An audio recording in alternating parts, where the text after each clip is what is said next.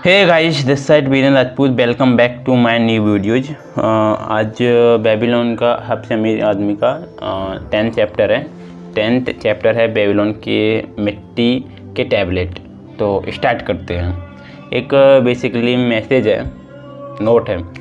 Saint Swithin's College, Nottingham University, New York on Trent, Nottingham, 21 अक्टूबर 1934।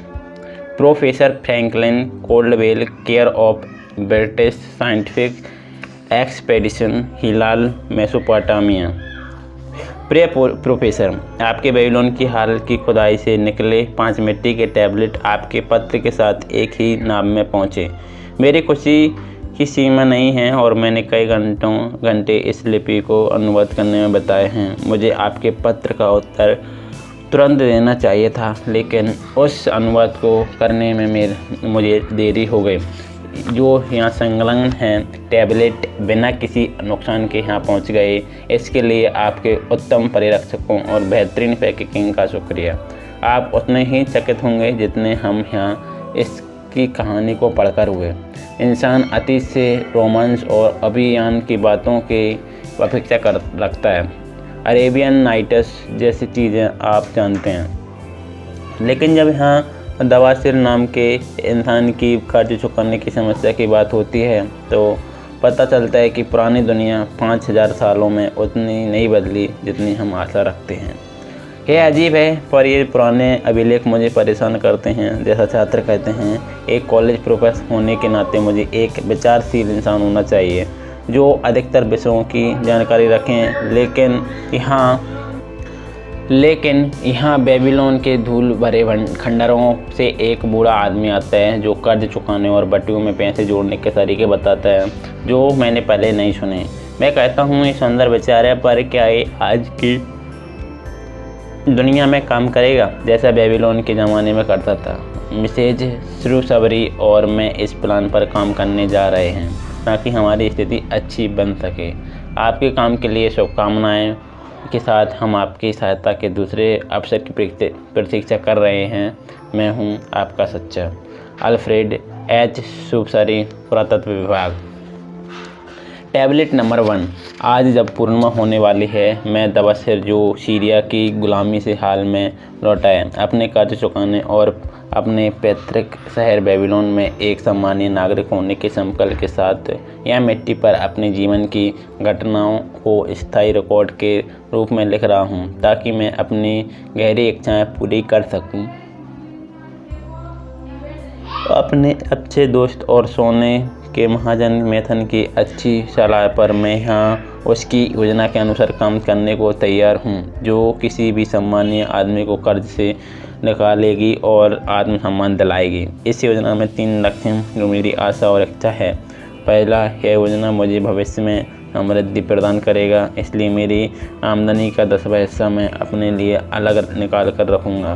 क्योंकि मेथन में बुद्धिमानी की इस बात की जब उसने कहा, जो इंसान अपने बटुए में सोना और चांदी दोनों रखता है, जिसे उसे खर्च करने की ज़रूरत नहीं है, वह अपने परिवार के लिए अच्छा होता है और राजा के लिए वफादार। जिस आदमी के बटुए में तांबे के कुछ सिक्के हैं, वह अपने परिवार और राजा के प्रति उदासीन है, लेकिन जिसके बटुए में कुछ भी नहीं है, वह अपने परिवार के प्रति क्रूर और राजा के प्रति अविश्वास पात्र है, क्योंकि उसका दिल कड़वा है। इसलिए जिस आदमी में सफलता की इच्छा है, उससे अपने बटुए में रखने के लिए सिक्के होने चाहिए ताकि उसके दिल में अपने परिवार के प्रति प्यार और राजा के लिए वफादारी हो। दूसरा है, योजना बताती है कि मैं अपनी अच्छी पत्नी को सपोर्ट करूंगा और अच्छे कपड़े पहन दूंगा जो अपने पिता के घर से मेरे यहाँ आई है, क्योंकि मेथन का कहना है कि एक वफादार पत्नी का अच्छी तरह ख्याल रखने से इंसान के मन में आत्मसम्मान जागता है और उसमें अपने लक्ष्य के लिए शक्ति और संकल्प आते हैं। इसलिए मेरी आमदनी का 70% हिस्सा घर, कपड़े, भोजन तो अच्छे आएगा, जिससे जीवन में सुख, शांति और आनंद मिलता रहे। लेकिन उसे ध्यान रखना होगा कि वह 70% से ज़्यादा हिस्सा इन योग्य कामों पर खर्च ना करे। यहाँ इस योजना की काफ़ी योजना की सफलता छुपी है। मुझे इसी हिस्से पर रहना होगा और इस हिस्से से ज़्यादा इस्तेमाल और खर्च नहीं करना है। Tablet number 2। तीसरा, यह योजना बताती है कि मेरी आमदनी से मेरे कर्ज चुकाए जाने चाहिए। इसलिए हर पूर्णिमा के दिन मेरी आमदनी का 20% उन लोगों में इज्जत और न्याय से बढ़ना चाहिए जिन्होंने मुझ पर विश्वास किया और मुझे कर्ज दिया। इस तरह सही समय में मेरे सारे कर्ज खत्म हो जाएंगे। इसलिए हाँ, मैं और हर इंसान का नाम लिख देता हूँ जिससे मैंने कर्ज लिया है और कर्ज रकम क्या है। पाहुर बुनकर 2 चांदी 6 तांबा। सिंजर काउज बनाने वाला 1 चांदी। हैमर मेरा दोस्त 3 चांदी 1 तांबा। जानकार मेरा दोस्त 4 चांदी 7 तांबा। अश्कमीर मेरा दोस्त 1 चांदी 3 तांबा। हरिन सी आभूषण निर्माता 6 चांदी 2 तांबा। डायर बेकार मेरे पिता के दोस्त 4 चांदी 1 तांबा। अलकहद मकान मालिक 14 चांदी। मैथन सोना महाजन 9 चांदी। बिरेजक किसान 1 चांदी 1 तांबा। यहाँ के बाद अस्पष्ट है, नहीं पढ़ा जा सकता। Tablet number 3। उन कर्जदाताओं का मुझ पर 119 चांदी और 131 तांबे के सैकड़ों कर्ज है। क्योंकि मुझ पर एक कर्ज था, मुझे चुकाने का रास्ता नहीं दिख रहा था। अपनी गलती के कारण मैंने अपनी पत्नी को अपने पिता के पास जाने के लिए कह दिया और कहीं धन पाने को कहा, जिससे मेरे जीवन में दुर्भाग्य और गुलामी का आगमन हुआ। अब चूँकि मैथन मुझे बता रहा है कि मैं अपनी आमदनी से कैसे कर्ज को छोटी मात्रा में चुका सकता हूँ, मैं महसूस करता हूँ कि फिजूल खर्ची के परिणामों से भागना मेरी कितनी बड़ी गलती थी। इसलिए मैं अपने कर्जदाताओं के पास गया हूँ और मैंने उन्हें बताया कि मेरे पास आमदनी के अलावा उनका कर्ज चुकाने का कोई उपाय नहीं है और इसलिए मैं अपनी आमदनी का 20% ईमानदारी से अपना कर्ज चुकाने वाला का लगाना चाहता हूँ। मैं इनसे ज़्यादा अभी नहीं दे सकता, इसलिए अगर वे धैर्य रखें तो मैं समय पर सारे कर्ज चुका पाऊँगा। हैमर, जिसे मैं सबसे अच्छा दोस्त समझता था, उसने मुझे डांटा और मुझे शर्मिंदा किया। बिरेजक जो किसान है, उसने मुझसे याचना की कि मैं उसका कर्ज सबसे पहले चुकाऊं क्योंकि उसे मदद की सबसे सख्त ज़रूरत थी। मकान मालिक अलकत बदतमीजी से पेश आया। उसने कहा कि वह मुझे तंग करता रहेगा जब तक मैं उसका कर्ज न चुका दूँ। बाकी सभी ने मेरी मांग स्वीकार कर ली, इसलिए मेरा संकल्प और मजबूत हुआ। मैं जान गया हूँ कि मैं लोगों का कर्ज चुका पाऊँगा। हालांकि मैं कुछ लोगों की मांग नहीं पूरी कर सकता, पर मैं सबसे निष्पक्ष से पेश पाऊँगा। Tablet number 4। आज फिर पूर्णिमा है। मैंने मुक्त दिमाग से काम किया।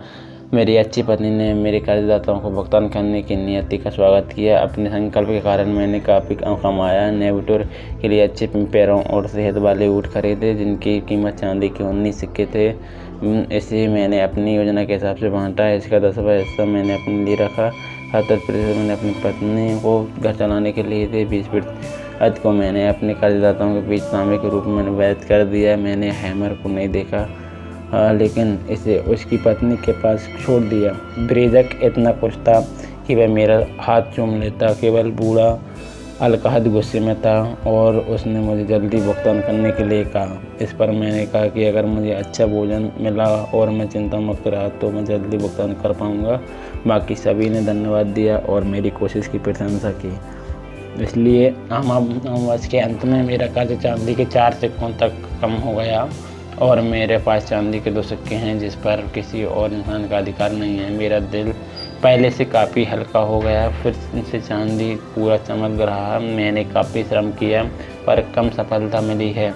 मैं कुछ ही ऊँट खरीद पाया हूँ। मैं चांदी के सिर्फ 11 सिक्के कमा पाया हूँ, लेकिन मैं और मेरी पत्नी अपनी योजना पर टिके हुए हैं। हालांकि हमने नए कपड़े नहीं खरीदे और हम बहुत थोड़ा रखाते हैं। फिर से मैंने खुद को 11 सिक्कों का 10वां हिस्सा दिया और हम 70% हिस्से पर रहे। मुझे आश्चर्य हुआ जब हैमर ने मेरा छोटा भुगतान स्वीकार किया। ब्रेजक ने भी स्वीकार किया। अलकहद गुस्से में आ गया, पर जब मैंने उसका हिस्सा लौटाने को कहा तो शांत हो गया।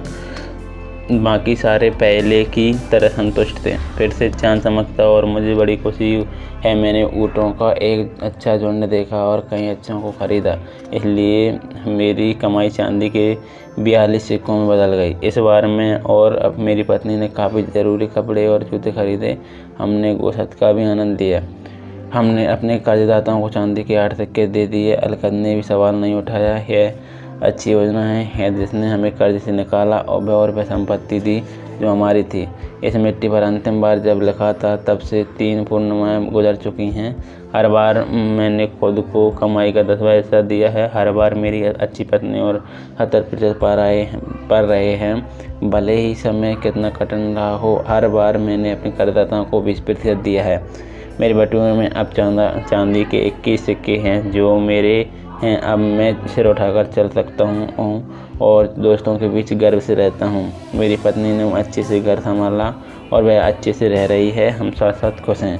यह योजना अमूल है। क्या इसने एक गुलाम को एक माननीय नागरिक नहीं बना दिया? Tablet number 5। फिर से पूर्णिमा आ गया और मुझे याद है कि मिट्टी पर लिखे लंबा समय बीत गया। सच में 12 महीने आए और चले गए, लेकिन इस दिन मैं अपना रिकॉर्ड अनदेखा नहीं करूँगा, क्योंकि इसी दिन मैंने अंतिम कर्ज चुकाया। इसी दिन मेरी अच्छी पत्नी और मेरा कृतज्ञ ज़मीर एक अच्छे बोझ के साथ उसका जश्न मना रहा है जिसे हमारे संकल्प ने पाया है। कर्जदारों के पास अंतिम यात्रा के बाद कई चीज़ें हुई जिन्हें मैं लंबे समय तक याद रखूँगा। अमर ने अपने कटु शब्द के लिए मुझसे माफ़ी मांगी और कहा कि वह मुझसे दोस्ती चाहता है। बूढ़ा अलकात उतना भी बुरा नहीं है जो है, क्योंकि उसने कहा तुम एक समय नरम मिट्टी के टुकड़े थे जिसे कोई भी हाथ दबा सकता था और मोड़ सकता था, लेकिन अब तुम कांसे के टुकड़े हो जो चीज़ें संभाल सकता है। अगर कभी सोने का या चांदी की ज़रूरत हो तो मुझे बोलना। लेकिन केवल भय ही नहीं जिसने मुझे ऊँचा सम्मान दिया, बाकी कई भी मुझे सम्मान देते हैं। मेरी अच्छी पत्नी ने मुझे आँखों में उस चमक से देखा जो एक मर्द को आत्मविश्वासी बनाता है। विवाह योजना है जिसने मुझे सफल बनाया है। इसके कारण मैं कर्जों से मुक्त हो पाया और आज मेरे बटुए में सोने और चांदी खनक रहे हैं। इसलिए मैं इसकी सभी से अनुशंसा करता हूँ जो आगे बढ़ना चाहते हैं। जब एक भूतपूर्व गुलाम को कर्ज चुकाने और सोना कमाने में मदद कर सकता है तो क्या ये किसी आदमी को आज़ादी पाने में मदद नहीं करेगा? मुझे पूरा विश्वास है कि अगर मैं इसका पालन करूँ तो और भी अमीर हो जाऊँगा। Saint Stephen's College, Nottingham University, New York on Trent, Nottingham, 7 नवंबर 1936। Professor Franklin Colware, care of British scientific expedition, लाहौल, मेसोपोटामिया। मेरे प्रिय प्रोफेसर, अगर बेबीलोन के खंडहरों की खुदाई करते समय आपको एक पुराने बासी दाबसर नाम के ऊँटों के व्यापारी का भूत मिले तो एक एहसान करना, उसे बताना कि मिट्टी के टैबलेट पर उसकी लिखी चीज़ों के लिए इंग्लैंड में यहाँ लोग काफ़ी एहसानमंद हैं। आपको शायद मेरा 1 साल पहले लिखा याद हो जब श्रीमती श्रूसबरी और मैंने इस योजना का इस्तेमाल किया अपने आपको कर्ज से निकालने और खनखनाते सोने को पाने के लिए किया था। आपने शायद अनुमान किया हो, पर हमने अपने दोस्तों से भी हमारी हरकतों को छुपाने की कोशिश की थी। हम कई सालों तक अपने कर्जों के कारण शर्मिंदा रहे और कई व्यापारियों के डर के कारण बीमार रहे कि कहीं वे कोई घोटाला करके हमें कॉलेज से न निकाल दें। हमने भुगतान किया अपनी कमाई से एक पैसा निकाल कर, लेकिन तब भी वह काफ़ी नहीं था। इसके अलावा हम बही से खरीदारी कर सकते थे जहाँ ज़्यादा कीमत के बावजूद उधार मिल सके। इससे एक ऐसा चक्कर बनता गया जिससे हम फंसते गए। हमारे संघर्ष खराब होते जा रहे थे। मकान मालिक पर कर्ज होने के कारण हम सस्ते घरों में नहीं जा सकते थे। कुछ भी ऐसा नहीं देखा जिससे हम अपनी स्थिति को सुधार सकें।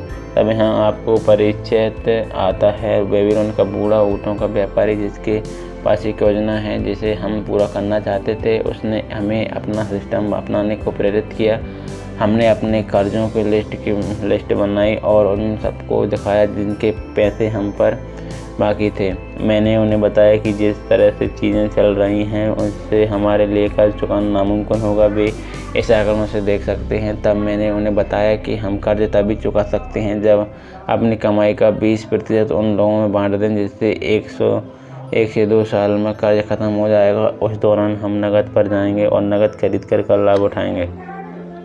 वे काफ़ी शरीफ लोग थे। हमारे किराना दुकानदार, एक बुद्धिमान बूढ़ा आदमी, ने इस तरह से कहा जिससे हमें आराम आया। अगर तुम खरीदने पर पैसे दो तो और पुराने बकाया पर थोड़े पैसे दो तो यह तुम्हारे पुराने काम से बेहतर होगा जब 3 साल में तुमने थोड़ा भी भुगतान नहीं किया है। अंत में मैंने सभी नामों को एक समझौते में डाला कि वे मुझे तब तक तंग नहीं करेंगे जब तक हम आमदनी का 20% भुगतान कर रहे हैं। फिर हम सोचने लगे कि 70% पर कैसे रहें। हमने तय किया कि बचा 10% अपने पास रखेंगे। चांदी और सोने का विचार हमने आकर्षित कर रहा था। यह परिवर्तन लाने वाले कारनामों जैसा था।